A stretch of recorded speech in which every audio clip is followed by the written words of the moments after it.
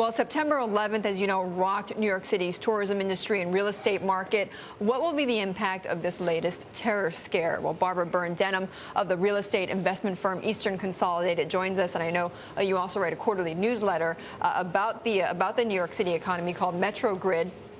Okay, first off, is this or has this had any impact at all, or do you fear it might have impact on tourism here? Well, I think the impact was immediate that night. As far as what we know right now, it looks like this was an isolated event done by a lone bomb maker.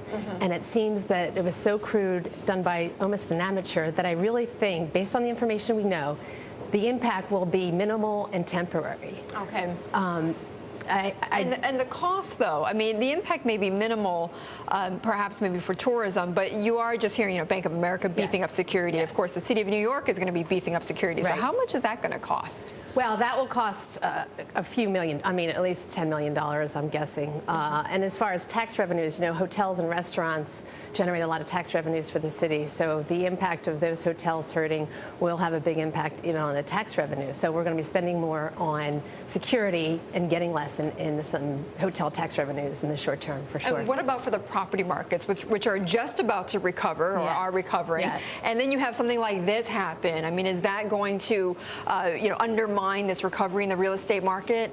Well, I think we have to wait a little longer to see how the information flows, to see if there's any kind of updates. Again, if they find this person and it's considered an isolated event, people will process that and say, okay, this isolated event is over, and I think people will move on, and the event will fade in people's memory. As far as the property markets, I think the hotel industry, the hotel developments have already been hurt the most in the last few years, but multifamily and office are starting to come back sooner than those.